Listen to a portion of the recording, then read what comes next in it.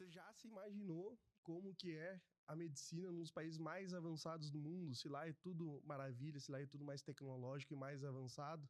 Hoje a gente vai falar sobre isso. E para isso, a gente trouxe hoje o Dr. Fernando Reis Dutra, radiologista intervencionista, que mora lá no Canadá e tem essa experiência vivida aqui no Brasil e lá no Canadá. Então, queria agradecer de novo a presença do Dr. Fernando aqui no nosso podcast. Eu que agradeço o convite mais uma vez, Gustavo. Sempre um prazer estar falando para os nossos queridos amigos e seguidores do Ponto Saúde. Perfeito, então. Então, doutor Fernando, hoje a gente vai bater um papo, né? A gente comparando a medicina lá do Canadá, né? Que o senhor está tendo essa experiência lá. E hoje, né? E a experiência que o senhor teve aqui durante anos no Brasil, né? Então, a primeira coisa que eu queria, né, trazer é a comparação, né, do Canadá com o Brasil, que é aquilo que a gente vê por aí, que o Canadá lá é 100% gratuito o atendimento de saúde, né? Isso é realidade, isso realmente acontece lá? Realidade, Gustavo. São sistemas, de certo modo, semelhantes, mas com as suas diferenças bem notáveis, assim. O sistema de saúde brasileiro, falando do SUS, ele, em termos de investimento, ele é um sistema que se chama tripartite, ou seja, um sistema constituído de 3 partes. Uhum. Então, seu município, qual seja você que está nos assistindo aí, nós estamos aqui em Porto Alegre. Então, Porto Alegre recebe investimentos da União, ou seja, investimentos federais, Uhum. investimentos estaduais do Rio Grande do Sul e investimentos municipais de Porto Alegre. Então, as 3 esferas governamentais, elas são responsáveis por investimentos da saúde de Porto Alegre. Perfeito. No Canadá, o Canadá é dividido em províncias, como se fossem estados, né? Uhum. Província de Ontário, de Quebec, enfim. Cada província ela é autônoma. Então, cada província ela é responsável pela saúde da sua província. Uhum. Então, talvez a província de Quebec ela é completamente diferente da província de Ontário. Então, a realidade que eu vou trazer é da província de Quebec, que é a província, vivência que tu tem é a lá. vivência que eu tive lá, estou tendo lá. O acesso à saúde lá no Canadá, ele é difícil, ele não é um acesso fácil. A atenção primária, por exemplo, estou com uma dor no olho, eu preciso consultar um médico para ver o que é. Lá você precisa ir a um médico de família, o médico de família vai fazer uma triagem inicial, vai te avaliar, vai fazer o exame físico. Se ele julgar necessário, ele te encaminha para o oftalmologista. Se ele achar que ele é capaz de resolver aquele problema, ele vai te dar o tratamento e está resolvido. No Brasil, no sistema público, é um pouco semelhante. Uhum. O paciente vai ao posto de saúde, ou vai à unidade básica de saúde, ou vai ao hospital, e ele vai ter acesso à saúde. Então, talvez isso possa demorar um pouco, dependendo da sua realidade, da cidade que você está nos assistindo, mas, via de regra, ele consegue sair de lá com uma consulta médica. No Canadá é um pouco mais difícil. Você pode tentar entrar em contato com vários médicos de família e não ter espaço para isso. Eu sei de pessoas que demoraram até 2 ou 3 anos para conseguir Sim. acesso ao sistema de saúde. Uhum. Uma vez que você está dentro do sistema de saúde, aí a coisa anda muito bem. Porque a medicina de alta precisão, de alta Isso lá no tecnologia, Canadá. isso lá no Canadá. Uhum. A medicina de alta precisão, ela funciona muito bem. Uhum. Inclusive, é uma das melhores do mundo, né? O Canadá tem centros de referência em medicina de ponta que são exemplos para o mundo.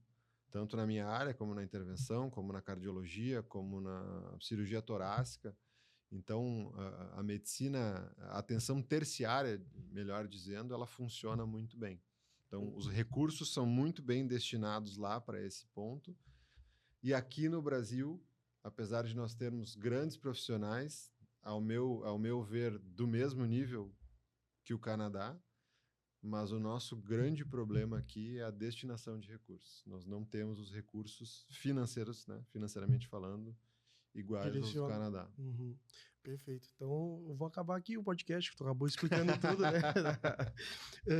Eu queria saber de ti, né, doutor Fernando? Então, toda essa explicação que tu deu, né? Eu queria saber o seguinte. Então, pelo que eu entendi, né? Ou tu me corrija se estiver errado, lá no Canadá, o paciente ele não vai ter, por exemplo, assim, eu conheço um radiologista intervencionista. Ele não consegue ir lá direto nesse radiologista intervencionista e fazer o procedimento dele, isso? Não consegue. Aqui no Brasil, agora falando um pouco mais da medicina privada, nós temos esse hábito. Né? Por exemplo, eu tô com uma dor no braço. Eu vou num ortopedista especialista em braço, ou especialista em cotovelo. Nós temos esse acesso aqui no Brasil. Lá não existe isso. Não interessa se tu quer pagar ou não. Não interessa. Até existem clínicas privadas com algumas especialidades, né? Ortopedia, cirurgia plástica, se eu não me engano. Mas tu não vê diferença de atendimento, é tudo padronizado, tanto gratuito quanto... Perfeito. Mas no sistema público, sempre passar por um médico de família. Entendi. Então, precisa dessa triagem para te poder ter esse acesso. O sistema é desenhado para isso. É claro que nós temos que considerar algumas coisas também, né? A população do Canadá é 30 milhões de pessoas. Sim. Aqui no Brasil hoje é 220, eu acho, se não me falha a memória. 220 ou 240, tá dentro desse número. Então, isso é muito relevante. Tu fazer saúde com mais recurso e para menos pessoas do que num país continental como o nosso. Mas eu acho que se os recursos aqui no nosso país fossem mais bem direcionados, sem corrupção, né, Gustavo? É complicado. Ou com um pouco menos, pelo menos, de corrupção, eu acho que nós seríamos muito mais efetivos na nossa prática. Sim. Até porque é o seguinte, né? Recurso humano a gente tem diversas referências mundiais, né? De especialistas, né? Eu até converso isso com muitos médicos, nossos clientes, né? Na agência, que eu acho que o Brasil tem tanta referência, assim, justamente por causa do SUS, né? Porque todo mundo consegue realmente colocar a mão na massa ali para poder trabalhar, né? Cara, nós temos um povo maravilhoso, um povo trabalhador. Agora saindo da medicina um pouco, assim, em termos de serviço, qualquer serviço que tu imagine, nossos profissionais são maravilhosos, cara. Sim. Maravilhosos. Infelizmente, o que nos falta é recurso aqui, é uma política estável, uma economia estável para que o país estável para que a gente consiga se desenvolver, né? Sim. Uma lástima, infelizmente. Perfeito. Voltando ali de novo, né, doutor? Então, a gente já comparou bem essa questão da medicina no Canadá, né? Que a gente praticamente não consegue acesso ao paciente sem passar por essa triagem básica. E aqui no Brasil, se tu tiver condições de pagar, tu consegue esse acesso, né? O que tu elegeria, assim, enfim, colocaria como ponto positivo que tu vê no Canadá, né? Além de ter todo esse acesso tecnológico e ver essa questão, e o que tu colocaria? Não, o Brasil realmente nesse ponto ele é melhor que o Canadá. Eu acho que o que o Brasil é melhor no Canadá é a questão de padronização eletrônica dos prontuários, tanto no privado quanto no público. Então, eu não me lembro de nenhum hospital que eu tenha trabalhado que os prontuários não eram eletrônicos, que todo o sistema dentro do hospital, seja de solicitação de exames, de visualização de exame de imagem, de registro de prontuário, tudo eletrônico. Então, isso facilita muito o dia a dia. O acesso à informação do profissional. O acesso à informação do profissional, da evolução que o enfermeiro fez no andar, da evolução que eu fiz no meu procedimento, está tudo acessível ao próximo profissional que vai ter o cuidado para aquele paciente. Facilitando o atendimento multidisciplinar, né? Facilitando demais. E no Canadá ainda é todo, pelo menos na província de Quebec, é tudo escrito à mão. Então, às vezes, tu pega um prontuário, a letra está elegível. Sim. Aí tu liga pro colega, a famosa letra de médico. A famosa letra de médico. A minha é bonita, dos outros colegas não tanto. Mas às vezes tu pega um prontuário inelegível, tu não acha o colega para perguntar o que aconteceu, tu não entendeu muito bem o que tá ali, então tu acaba ficando um pouco refém, né, da falta de informação em alguns casos. Essa questão até eu ia entrar contigo, né, mais na frente, mas aproveitando que já pegou o gancho, então realmente lá não é mito, lá pelo menos na tua província é tudo à mão ainda. Tudo à mão. E aí e foi um choque de realidade, obviamente, para ti, né? Então, ainda mais escrever em francês. Né? Tem uma curiosidade que a gente vai falar sobre também. O que eu queria te perguntar, doutor? Aí, por exemplo, assim, se lá nos hospitais, aí, como aqui tem é setorizado, provavelmente é por causa da organização, né? Sim. Por exemplo, se o paciente foi evoluído no outro setor, tu tem que ir lá buscar o papel realmente físico e buscar a informação. O paciente tem um dossiê, né? Uhum. Uma bíblia, assim, quase, e tudo é papel. Desde Aham. a evolução, desde a nota de internação, desde a nota de alta, desde a solicitação de exame, tudo é papel. Perfeito. Então, isso demora, porque às vezes tu quer procurar alguma coisa ali dentro, tu passa uns bons minutos folhando até sem tu dúvida. achar o que... Sem dúvida. Prescrição é toda em Sim. papel também. Não, imagina quando tu intervir em algum procedimento de emergência, né? Tu tem todo esse tempo perdido que muitas vezes pode até custar a vida do paciente, né? Claro, sem dúvida. Voltando ali à tua vivência, né? Quando esse choque de realidade, né? O Canadá é um país bilíngue, né? Uhum. Especificamente hoje tu mora na província de Quebec, em Montreal, isso? Em Montreal. Tá. A capital do Quebec é uma província, a capital do Quebec chama Quebec também, que é a Quebec Ville. A província é como se fosse um estado nosso. É um estado. Equivalente a um estado. É equivalente ao estado. E Montreal é a maior cidade, vamos dizer assim, a cidade mais populosa de Quebec, né? E lá é o Hospital CHUM, lá que tu trabalha. O CHUM é o maior hospital da cidade, né? A CHUM é a sigla para... Agora vou traduzir aqui. Para Centro Hospitalar da Universidade de Montreal. Perfeito. Né? Entendi. E aproveitando que a gente está falando, Fernando, dessa questão da vivência que tu teve, né? Desse choque de realidade, além do prontuário, né? Eu queria saber o choque de realidade que tu tem pelo o Canadá ser um país bilíngue, né? E tu hoje tu tá morando, né? Tá residindo no... Pode explicar melhor para nós? Sim, eu moro atualmente em Montreal. Montreal fica na província de Quebec, ou no estado de Quebec. A capital de Quebec é uma cidade chamada Quebec também, e Montreal é a cidade mais populosa dessa província. Então, eu moro no... E tu trabalha hoje lá dentro de um hospital específico? Trabalho no CHUM, que é uma sigla, né? Que significa Centro Hospitalar da Universidade de Montreal. Então, lá no Canadá, qualquer serviço de residência médica ou de fellow, que é o que eu tô fazendo, é um fellow, né? Tô refazendo o que eu já fiz no Brasil. Sim. Mas uma pseudo-residência. Exatamente. Eu tô refazendo com uma outra perspectiva, né? Todo programa de continuação, de educação continuada, ele é obrigatoriamente vinculado a uma universidade.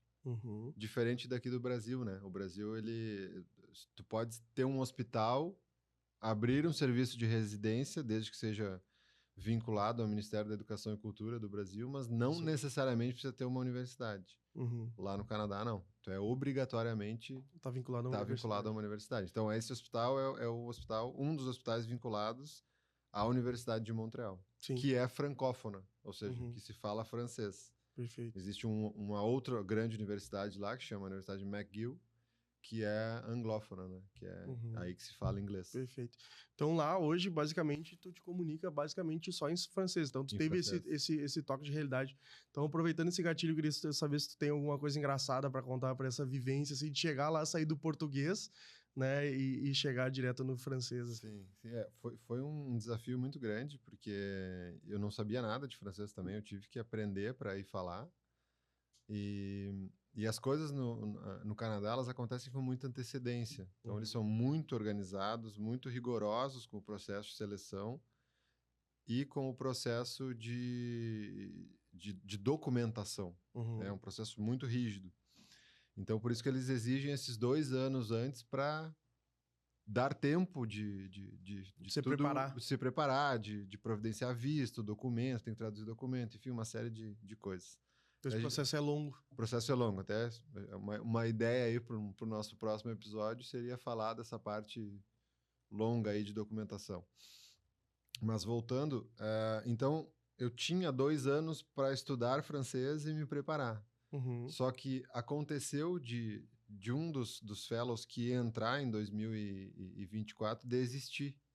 E eles me chamaram antes. Então, eu tive um tempo menor de preparação. Mais apertado. Mais apertado. Eu estudei 8 meses. Tu precisa fazer um teste de francês para entrar no hospital, para atingir um nível de eficiência, porque senão tu não consegue se comunicar lá. E isso comunicação na medicina é indispensável, né? Como é que eu vou fazer um procedimento que eu não consigo explicar pro meu paciente o que eu vou fazer? Não tem como, né?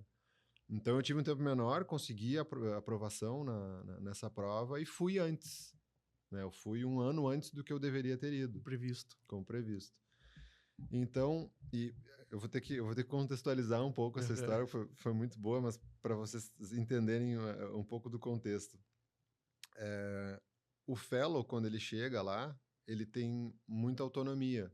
Então, são várias salas de hemodinâmica, né? O fellow, ele é eminentemente dentro da sala de hemodinâmica. O fellow, explica só para o pessoal entender o que é o fellow. O fellow como se fosse um curso fora. É um curso fora. Lá o fellow é o médico que se formou, fez a sua residência médica e está fazendo um outro curso de pós-graduação. Ele ainda não é um médico 100% autônomo, ele está em fase de formação, mas ele já tem uma autonomia, porque ele já tem uma residência, ele já tem uma certa experiência. Mas sempre tem ainda um patron, que eles chamam, que é o supervisor, é o médico responsável. É como se fosse hoje o pessoal o chefe. Uma proctoria, assim. É uma proctoria. Cara responsável. Tem um cara que está ali para te... mais experiente, que está ali para te ajudar, caso tu precise, para te ensinar. Intervir, exatamente. Então, cada fellow fica responsável por uma sala. Então, tu vai gerindo a tua sala, tu fala com o teu paciente, tu explica os riscos, tu faz o caso, faz a prescrição, coordena com os técnicos, vai tocando a sala. E à medida que tu vai ganhando confiança, o teu supervisor, ele vai te dando corda, autônomo, como a gente chama, assim, vai deixando tu te virar, vai deixando tu passar trabalho, porque esse é o objetivo, é tu crescer no teu procedimento, né? Então, na chegada ali, acho que 1 ou 2 meses depois de começar a residência, tinha um procedimento bem simples, que era uma retirada de um filtro de veia cava. Só para o pessoal saber o que é um filtro de veia cava. É um filtro, como a gente vai... Agora eu vou pedir para a Bruna botar o filtro de veia cava aqui, como é que ele aparece. Ele parece como uma estrutura de metal, assim, com uns ganchinhos, que ele é posicionado dentro da veia cava e ele serve para evitar que os trombos ou os coágulos da perna eles subam em direção para o pulmão, né? Então tem indicações próprias para aqueles pacientes que não podem usar anticoagulante. A gente bota esse filtro para evitar essa complicação, para evitar uma embolia pulmonar. Então, nós já tínhamos colocado esse filtro e estava na hora de retirar esse filtro. Então, para retirar o filtro, se acessa por uma veia do pescoço, porque ele fica com as patinhas para baixo e um ganchinho em cima aqui. Anatomicamente não daria para puxar para baixo. Não daria para puxar por baixo, tem que puxar por cima. Então, posicionamos o paciente, eu puncionei aqui a veia jugular. E antes disso, eu falei para o meu supervisor o seguinte, porque esse não é um procedimento complexo, é um procedimento muito simples. Mas eu falei para ele, vocês têm um kit aqui que eu nunca usei. Não é o kit que eu estou habituado a fazer no Brasil, é outro modelo. Aqui no Brasil tu já tinha feito isso? Já, inúmeras vezes. Então eu solicitei a ele, tu podes, por favor, entrar junto comigo em campo para tu me mostrar se tem alguma peculiaridade, às vezes tem uma coisa que encaixa que tu não sabe, e não é a hora de testar ali no paciente, né? Tu precisa estar familiarizado com o kit. E ele, logicamente, claro, entrou comigo e tal. E aí, quando a gente passa, porque o filtro ele tá nessa posição aqui, na veia cava, né? Como se fosse um guarda-chuvinha virado para baixo. Guarda-chuva virado para baixo. Definiu muito bem. Quando passa com o guia aqui, a gente precisa passar o instrumento para pinçar ele aqui, a veia cava, ela comunica com o coração. Então, quando você está tentando passar o guia para a veia cava, ele volta e meia, ele dá uma beliscada no coração. Mas em 99% das vezes não acontece nada. Dá uma alteraçãozinha no eletro ali e não acontece nada. Tá? Nós conseguimos passar o guia lá para baixo. E quando nós fomos empurrar o introdutor aqui, porque um introdutor é um dispositivo de plástico por onde nós vamos puxar o filtro para ele entrar no introdutor e tirar fora. O guia ele fez uma curva assim, como é que eu vou dizer isso, um laço assim, e tocou no ventrículo direito. Só que esse paciente ele já tinha uma condição cardíaca, ele tinha um bloqueio de ramo. Então o paciente parou em cima da mesa. Então uma parada cardíaca. E claro, nós chamamos o código, só que durou 4, 5 segundos, o paciente voltou. Voltou normal, não teve nenhum prejuízo, nenhuma consequência. Nós interrompemos o procedimento e acontece. Isso está descrito. Tá, suspendemos o procedimento, marcamos para um outro dia e eu tô com aquilo na cabeça. Poxa, nunca me aconteceu isso, né? Mas Sim. tá descrito, pode acontecer, paciente tinha uma Probabilidade, se tu probabilidade faz uma muito, em... um dia vai Exatamente, acontecer. mas tudo bem, sem consequências. E aquilo ficou na minha cabeça, né? Uma semana depois, lá tem sobreaviso também. E o sobreaviso parte do mesmo pressuposto da rotina. Tu é muito autônomo. Se tu vai demonstrando confiança, o teu supervisor vai deixando tu fazer as coisas sozinho. Era uma quinta-feira. A gente via no teu Instagram, tu indo de madrugada. De madrugada, mas era uma quinta-feira, 10 da noite, assim. Me pediram para botar um catéter de diálise, que é um catéter que tu passa, mesma coisa do filtro. Funciona uma veia, passa o guia, bota um catéter para a paciente fazer uma diálise de emergência. Ou seja, ela tinha um problema renal, o rim não estava filtrando direito e ela precisava de hemodiálise de urgência para filtrar aquele sangue, senão ela iria a óbito, né? E eu fui falar com a paciente estava um pouco confusa, e o meu francês já também não era dos melhores na chegada, um pouco confuso também. Eu tentei explicar para ela, mais ou menos, ela não entendeu muito bem, porque a insuficiência renal também, o acúmulo de ureia, ele dá uma certa confusão nos pacientes. Sim. Mas, enfim, tinha falado com o familiar, né? Assinatura de termo, tudo certo. E eu tô com aquilo na cabeça, aquilo do procedimento na cabeça. Tá, fiz a punção, tal. Tô tentando passar o guia cutuca o coração, eu volto, cutuca o coração, eu volto e consigo passar lá para baixo, para ver a cava. Quando eu passo o guia para ver a cava, a paciente começou a gritar. A gritar, E eu, né, gatilho é uma coisa complicada, né? E eu já, nossa, vai acontecer de novo, vai parar. Só que é o seguinte, no plantão, no sobreaviso, tá eu, uma técnica, e deu. E agora é nossa. E agora é nossa. Os protocolos deles de código, né? Código de parada, são muito eficazes. Então, se eu precisasse, lógico, eu ia ter que ativar o código azul lá, que chama, né? Código de parada. Certamente, em menos de um minuto, ia ter gente na minha sala. Mas não é a mesma coisa do dia a dia. Sim. Né? Não é a mesma coisa do dia a dia. E a paciente gritando, e eu, já com aquela situação fresca na memória, assim, olhei para o monitor. Não, mas o monitor tá tudo normal, certo. O traçado tá certo, ela tá respirando bem, ela tá saturando bem, oxigênio. E eu, aconteceu alguma coisa, senhora? Aconteceu alguma coisa? Ela, gritando, eu vou morrer. Falei, não, só um pouquinho. Tem alguma coisa que não tá fechando aqui. Parei tudo que eu tava fazendo, daqui a pouco ela, eu vou morrer. Um silêncio. Essa mulher solta um peido, meu amigo. Mas de estremecer a sala. Era só cólica. E ela, logo em seguida, ela... Ai, que alívio. Não vou mais. Não vou mais. Eu parei tudo que eu tava fazendo ali pra ela. Falou, olha, a senhora que peida e eu que tô aliviado. Muito obrigado. O peido é teu, o alívio é meu. Mas aproveitando, né, doutor, esse gancho que tu comentaste da paciente acordar, né, e reclamar que ela ia peidar, eu queria saber de ti o seguinte, né, apesar dela ter gritado, né, e tu já explicou que não foi por causa e a gente também já explicou isso em outros podcasts, mas de repente a nossa audiência está escutando só esse podcast ou um corte específico, né, o procedimento é totalmente indolor, né? Indolor. A dor era do peido, então. Era. Nós fazemos sempre uma anestesia local para minimizar a dor da punção. Sim, do né? vaso. Mas da punção não tem nada a ver com um procedimento específico, né? E lá, outra coisa que é importante falar isso, Gustavo, porque no Canadá o acesso ao anestesista, a disponibilidade do profissional, ela é escassa, né? É escassa a especialidade lá? É escassa. Tem uma falta de profissionais lá, então até para o nosso dia a dia de procedimentos é muito difícil de conseguir um anestesista. Então eles ficam basicamente para casos onde não tem possibilidade de fazer sem né? Para um TIPS, né? Ou para um mioma, para uma embolização de mioma, Para esses casos, sim, mas nós, infelizmente, não temos um anestesista disponível todos os dias, que é uma realidade completamente diferente do Sim, Brasil, seja ela privada ou pública. sim, tá, e todo procedimento tem um anestesista disponível, O né? que, ao meu ver, é muito mais seguro, né? Sim, sem Porque te dúvida, dá uma um segurança. especialista ali, né? Mas, de novo, desculpa te interromper, mas Não mais uma vez, isso é cultural. Sim. Isso é cultural. Sim, perfeito. Deixa eu te fazer uma pergunta, doutor. Tu falou ali dessa paciente que tu atendeu, né, em emergência. O que eu queria entender de ti, por esse fato, né, da medicina lá ser essa questão, o prontuário, tudo escrito à mão, né? Enfim, vocês lá, por exemplo, no Hospital Chu, vocês podem receber um paciente com emergência, né?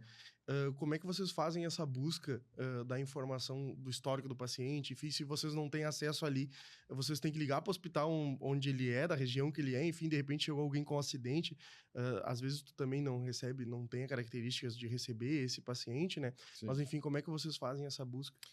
Bom ponto esse que tu tocaste.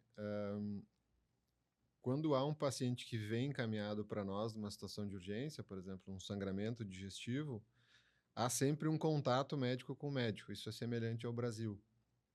Então, o médico nos liga, nos passa o caso, a gente avalia as imagens, vê se tem indicação de fazer ou não.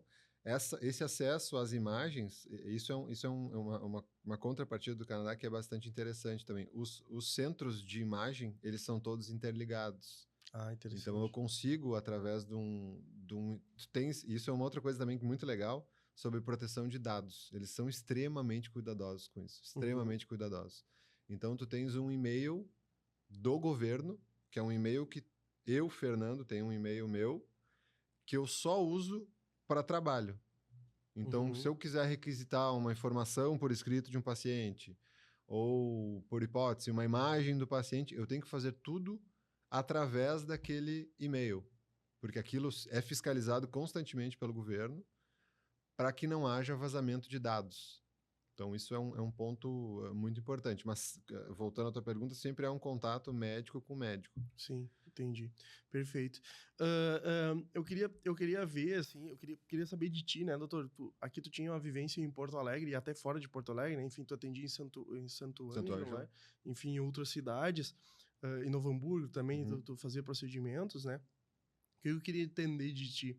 Tu vê grande diferença tecnológico, enfim, de tecnologias ou de ambiente hospitalar? Tu vê alguma coisa assim muito diferente da nossa realidade no Brasil hoje, além dessa questão de ser gratuito?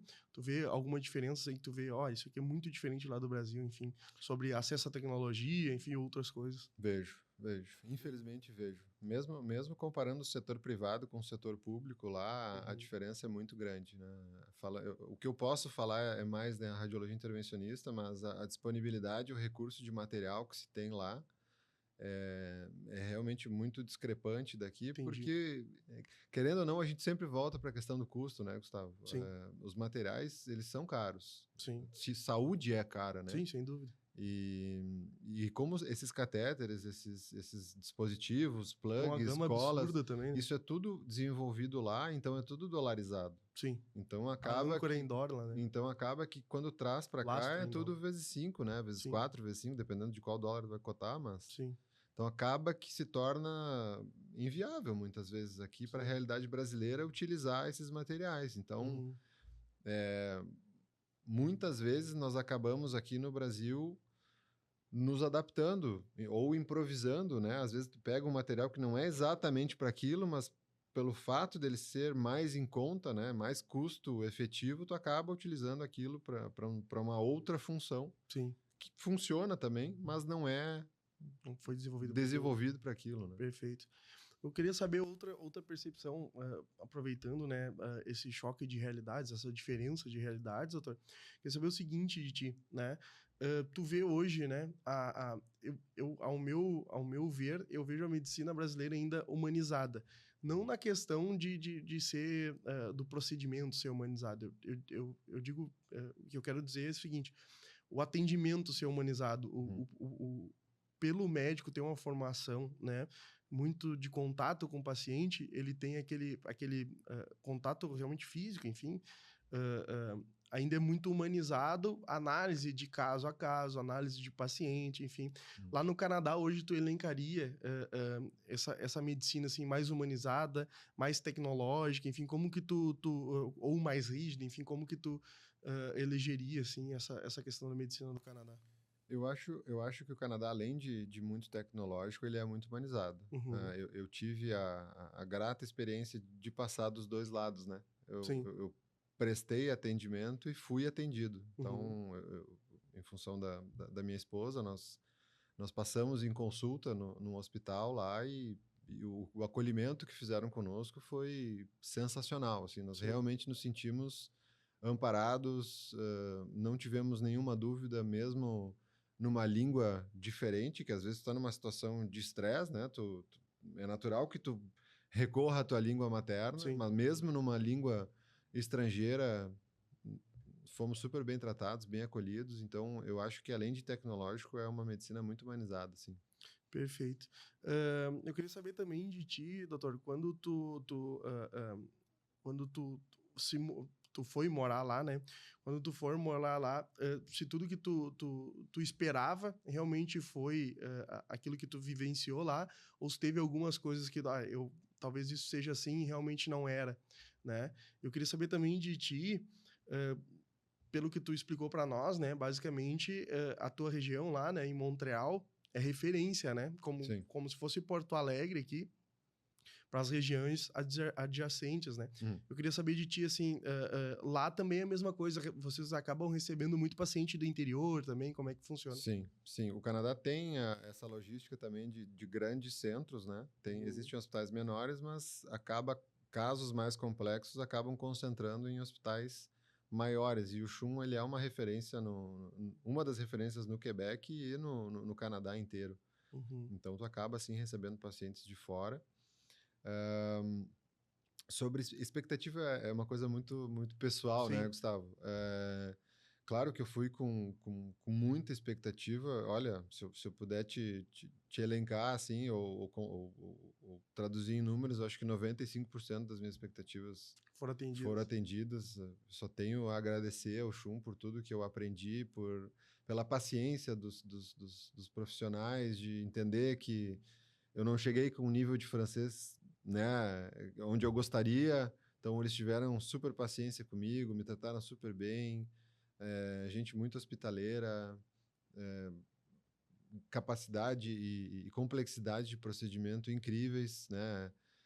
Por mais que eu já tivesse uma experiência aqui no Brasil, tive a oportunidade de fazer procedimentos lá que eu jamais sonharia em fazer, pela complexidade mesmo e pela disponibilidade de material que a gente vinha falando, Sim. disponibilidade de tecnologia, e lá eu consegui fazer pelo constante contato com a indústria, né? Nós temos Uhum. contato com a indústria aqui também, mas, de novo, nem se compara com o contato que tem lá. Sim. Então, as indústrias estão sempre te motivando, te incentivando a se aperfeiçoar, te convidando para cursos, para Sim. discussões, te mostrando material novo. Claro que sempre há um interesse da indústria, né? Sem Óbvio, dúvida. o mundo é movido Por por interesse. interesse, óbvio, mas eu digo que O o outro benefício não deixa de lado, vir, né? o benefício não deixa de vir, exatamente. Uhum. Então, isso. E os hospitais são muito abertos a isso. Eu vejo que Sim. aqui ainda, o Brasil ainda tem uma certa Rigidez. rigidez em questão de compliance. Lá também se tem, mas essa parte de educação ela é muito bem vista lá no Sim, Canadá, né? eles visam mais o benefício que aquilo vai trazer. Exato, exatamente.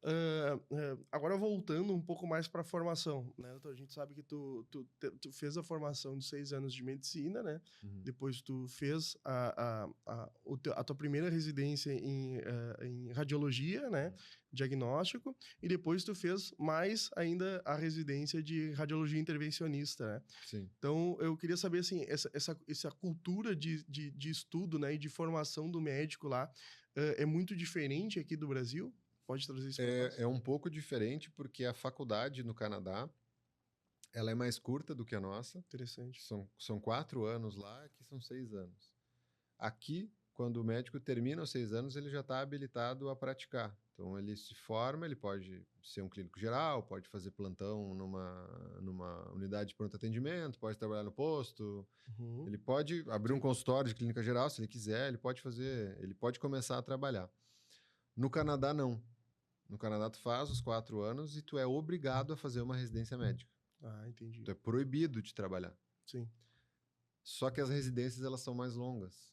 Hum, Então, a residência de radiologia, por exemplo, aqui no Brasil são 3 anos, lá são 5.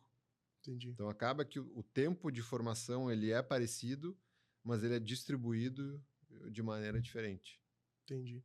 Ah, e essa cultura, né? Tu vê alguma coisa que tu voltada para cultura individual, né? Na tua especialidade, tu vê alguma coisa de cultura assim, ó, isso aqui a gente aborda de tal maneira lá e aqui a gente aborda. Tu viu alguma coisa diferente lá ou as intervenções são basicamente as mesmas? Ah, a gente tem muita coisa em comum, né? Porque os Uhum. tratamentos eles são Bastante parecidos, né? padronizados, A mas literatura traz a isso, né? literatura traz isso, mas o Chum ele tem uma particularidade porque ele tem grandes nomes de relevância mundial em algumas áreas. Então, Uhum. ele tem um tratamento muito avançado de malformações vasculares, Uhum. que, que aqui na nossa realidade é difícil, são casos de muita complexidade, que não existe realmente um centro especialista nisso, a gente tenta estudar, claro, tenta resolver, mas às vezes ela é tão complexa que está fora do nosso domínio, né? Sim. Então eu tive muito contato com isso, com esses grandes profissionais aí que estão acostumados a tratar, que tem clínica só sobre malformação vascular, que tem reuniões, né, quinzenais de discussão só sobre malformação venosa, ou artéria venosa, ou artéria linfática, ou veno linfática, enfim, todos os tipos de malformação, que tem tratamento sistêmico, que tem biópsia de malformação. Sim. Então, é uma complexidade para tratar essa doença que lá foi desenvolvida, que a gente, Uhum. infelizmente, não tem aqui. Deixa eu te perguntar uma coisa, uma reflexão agora, que enfim, no bate-papo a gente teve, agora eu tive, né? E eu queria saber a tua opinião, se tu já parou para pensar sobre isso, o que tu poderia trazer para nós, porque a gente hoje, o Canadá é um país muito menor que o Brasil, nem se Uhum. compara em questão de populacional, né? Uhum. Então, obviamente, se tu vê esse volume de casos lá no Canadá, teoricamente, esses volumes eles existiriam aqui hoje também, né? Porque Exatamente. a doença existe no mundo inteiro, né? Exatamente. E tu acabou de dizer, né, que a gente às vezes não estuda isso, né? E não recebe esses casos. Tu acha que isso é devido ao tipo de atendimento, a diferença do tipo de atendimento do Canadá?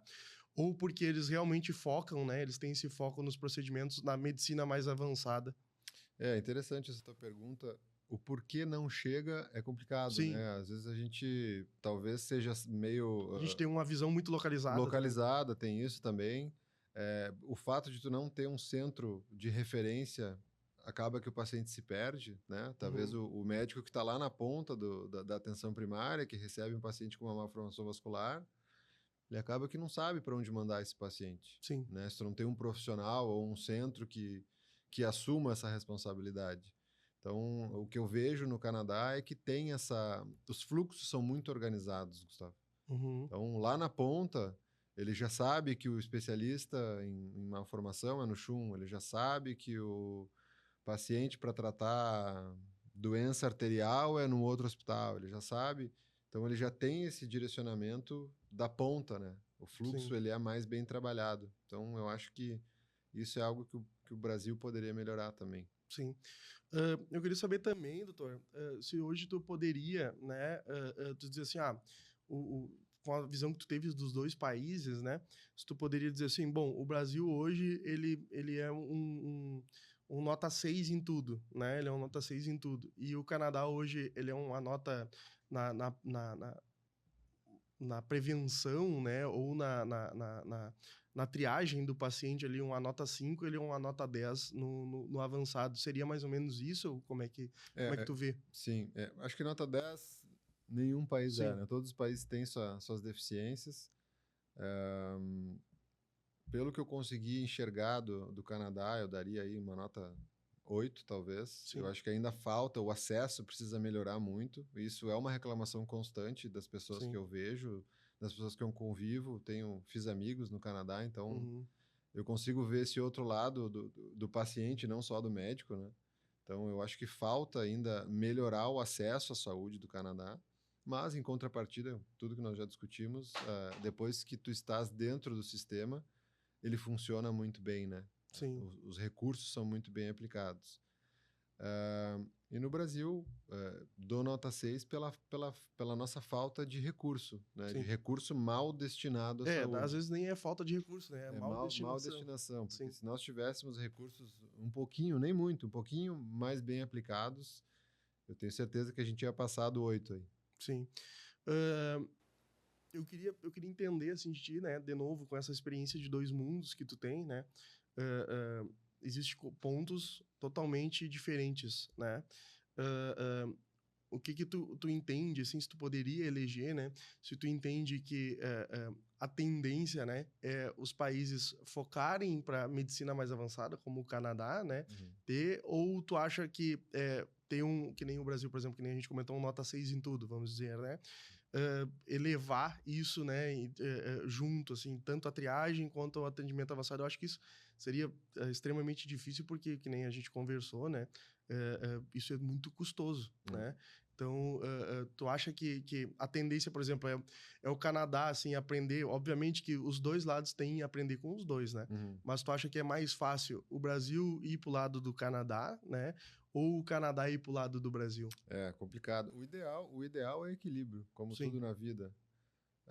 Mas a medicina primária, a medicina de prevenção, na minha opinião, ela é a que tem que melhor funcionar, porque é a medicina da grande massa. Então, o Brasil tem um programa de vacinação maravilhoso, né? Conseguimos erradicar várias doenças com o programa de vacinação brasileiro. As campanhas de redução de tabagismo, o acesso às UBSs. Então, o Brasil tem excelentes ferramentas no sistema público e que funcionam, que deram resultado. E isso já não sou eu que estou falando, isso já é provado que campanhas de prevenção, de educação, principalmente de educação, elas são muito mais efetivas, são muito mais custo-efetivas ao sistema do que tratar o problema lá na ponta. Sim. Então, É uma bola de neve muito uma maior, bola de né? neve. Então, tu tem que convencer o fulano que está fumando que ele tem que parar de fumar. Porque se ele não Sim. parar de fumar, ele vai ter doença coronariana, ele vai ter câncer de pulmão, e aí ele vai ter que ser submetido a um cateterismo, e é 10 dias de UTI, e essa conta que Sim. se ele parasse de fumar ia ser X, ele fumando é 10X. Sim. E quem paga isso é o pagador de impostos, Sim, né? É o dinheiro exatamente. público que sai daí. Então, ao meu ver, medicina de prevenção em primeiro lugar, sempre. Sim. Aproveitando esse gancho que a gente está conversando, né, doutor, de comparação, eu queria saber o seguinte, lá dentro, né, agora voltando, abrindo as portas da sala de cirurgia, né, eu queria saber o seguinte, obviamente, lá vocês utilizam os mesmos equipamentos que a gente já conversou em outro episódio, né, até convido o pessoal para assistir esse episódio também, que a gente falou só sobre a radiologia intervencionista, né, Sim. mas, assim, a estrutura de equipe lá, né, tu já comentou que o anestesista ele é reservado para procedimentos, né, que realmente necessitam do radiologista, do anestesista. Sim. Mas o restante tu é acompanhado por outro especialista com a mesma formação que a tua, tu tem um técnico de enfermagem, enfim, lá dentro da tomografia lá, quando tu faz a tomografia tem o técnico lá para isso, enfim, como é que funciona lá? É basicamente a mesma coisa? É um pouco parecido, mas lá não existe a profissão técnico de enfermagem. Existe o técnico de radiologia, que é o mesmo profissional que existe aqui no Brasil, só que a formação do técnico de radiologia lá no Canadá ela é mais completa. Então, esse paciente, esse profissional, ele está habilitado a monitorar o paciente. Sim. O que eu quero dizer com isso? Ele sabe identificar problemas cardíacos, problemas de ventilação. Então, ele atua, não como um anestesista, né? Não tem a mesma complexidade, mas ele atua mais ou menos gerindo como se fosse um anestesista. A parte de monitoramento. A parte de monitoramento. Então, eventualmente, nós precisamos administrar algum tipo de medicação, né? Algum relaxante ou algum sedativo em função do manejo de dor, manejo de ansiedade, enfim. E esse profissional, ele está sempre, pelo menos mas frequentemente 2 desses profissionais estão sempre em sala. Essa droga quem aplica é tu Eu. ou esse técnico? Ele aplica, mas sobre minha prescrição, né? Sua tua prescrição, perfeito. Então, ele está constantemente em contato comigo, porque eu estou, evidentemente, concentrado no procedimento, e ele está constantemente monitorando o paciente. Se há algum problema, ele me comunica, E se eu não conseguir gerir aquilo, ou resolver aquilo, a gente tem os códigos muito bem padronizados, que eu acho que foi no outro episódio que eu comentei contigo, né? Que existem os códigos de parada, código de situações de emergência. Então, esses códigos, eles funcionam muito bem. Tu aciona um código, menos de 1 minuto tem uma equipe na tua sala para atender aquele paciente. Entendi. Então, além dessas peculiaridades, né? Quem fica te auxiliando ali é como se fosse hoje, além desse, mas tem alguém que te alcança os materiais, que nem é aqui dentro da sala de cirurgia. Sim. Esse é como se fosse um técnico de enfermagem. É o próprio técnico de radiologia. O próprio técnico. Então, fica um, que nem tu falou, por isso que tem dois... junto e um fora. Perfeito, interessante. Então, então eu queria saber de ti, caminhando para a reta final agora, Doutor, se tu tem mais alguma coisa assim que eu acabei não te perguntando aqui, que tu acharia interessante trazer para nós, da realidade que tu vê lá hoje, né? E aqui do Brasil, enfim. Sim. Realmente é uma diferença cultural muito grande, Gustavo. O Quebec, principalmente, é uma província onde se recebe muito imigrante. Então, tu tem um contato com as mais diferentes culturas que tu possa imaginar. E, às vezes, o que é uma realidade para ti não é a realidade para o outro. Então... Sim. Eu tive que constantemente me policiar nisso, até na maneira de falar com as mãos, né? A gente tem esse hábito aqui no Sul, e isso, até esse sinal aqui, que para nós significa joia, legal. Certinho. Isso em algumas culturas é ofensivo. É a mesma coisa que o dedo do meio. E eu fui descobrir isso...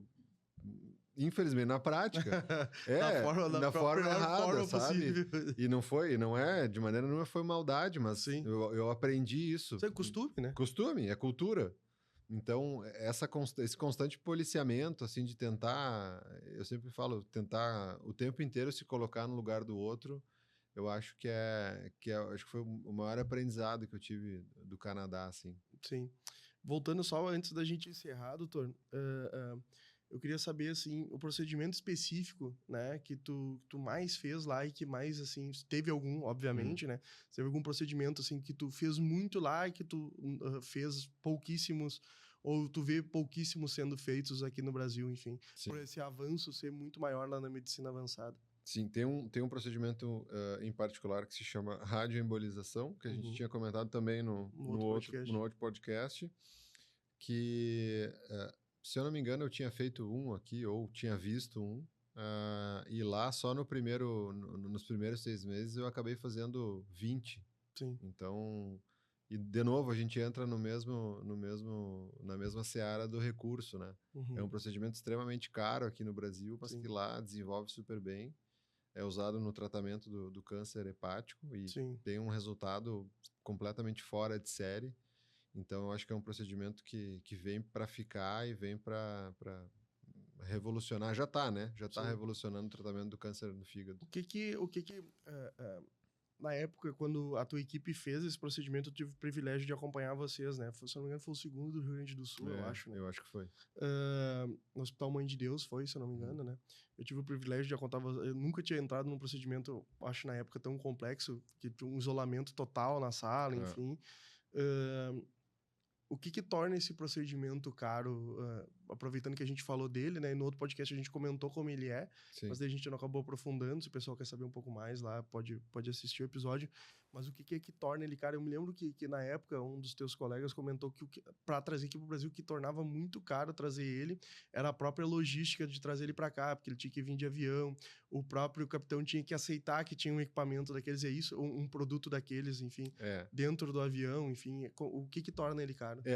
A radioembolização é como se fosse uma radioterapia ultralocalizada. Então ela é realmente radioativa. Radioativa. Então são esferas do tamanho de um grão de areia que são carregadas com uma substância radioativa chamada ítrio 90.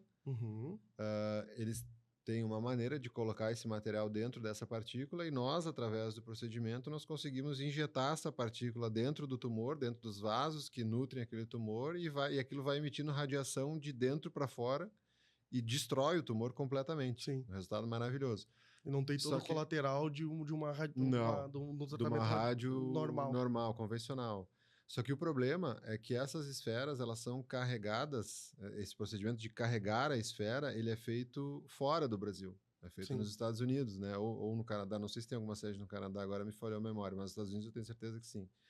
Então, e todo o material radioativo, ele tem um decaimento de Que dose. é uma meia-vida, né? Uma meia-vida, exatamente. Então, a cada tantas horas, Cai aquela metade, né? dose cai metade. Mais tantas horas, aquela dose cai a metade A até metade até ela se... ela se findar. Então, eu preciso estabelecer o dia que eu vou fazer o procedimento. Por exemplo, vou fazer numa sexta-feira. Eu tenho que encomendar a dose uma semana antes, para eles produzirem tantos dias antes, para essa dose ir decaindo.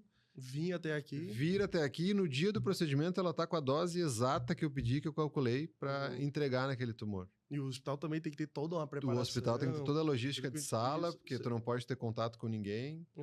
Pelo que eu vi aquele dia, o pessoal estava comentando lá também que o hospital tem um score, né, desses procedimentos, que daí ele fica apto a receber esses procedimentos também, né? Tem que ter todo um treinamento de equipe, de manipulação da... Eu me lembro que eles fizeram a leitura de radioatividade de todo mundo que estava dentro da sala, depois, enfim. Mas, enfim, concluindo, né, doutor? Então, a gente vê, né, que tu teve um grande choque de realidade, né? Enfim, duas realidades muito interessantes, né? Realmente, em nenhum ponto a gente disse que o Brasil é ruim ou o Canadá é ruim, né? É importante a gente lembrar disso. Claro. Todo mundo tem os seus problemas, né? Então, eu queria agradecer a tua presença mais uma vez. A gente vai ter, se Deus quiser, muito mais episódios juntos aí, né? E agora a gente vai te aproveitar aí esse tempo que tu vai estar antes de retornar para o Canadá, né? Mas eu queria que tu vendesse o teu peixe, né? Dissesse onde o pessoal falar, onde o pessoal pode te encontrar, né? E nas redes sociais, no digital, enfim. E se tu quiser deixar uma mensagem aí, fica à vontade. Certo. Obrigado mais uma vez, Gustavo. Sempre um prazer falar contigo. Eu fico muito feliz em poder falar da minha vivência, da minha experiência, novamente de uma maneira mais informal, né, para alcançar o maior número de pessoas possível. Um abraço especial a todos os nossos seguidores aí do Ponto Saúde. Então, vocês nos encontram no Ponto Saúde. Mandem as suas dúvidas, suas perguntas para nós. Vai ser um prazer interagir com vocês. E vocês me acham também no @Dr.FHDutra, onde eu compartilho um pouco da minha prática da radiologia intervencionista e agora também da minha vida canadense. Perfeito, então. Então, pessoal, a gente vai concluindo hoje mais um episódio que eu tive o privilégio de contar com a presença do Dr. Fernando, nosso radiologista intervencionista, que hoje nos abandonou, né, e está lá no Canadá. A gente está tendo o privilégio de receber ele aqui agora. Então, peço para vocês, né, reforçar ali que compartilhe esse conteúdo, né, com seus amigos, enfim, com seus familiares. Se vocês tiverem alguma dúvida, vocês podem deixar aqui no comentário, tanto no Instagram quanto no YouTube, enfim, qualquer uma das nossas redes. Hoje a gente está presente em todas as redes, inclusive dentro do Spotify. Então, a gente vai encerrando aqui mais um episódio. Obrigado pela atenção de todos.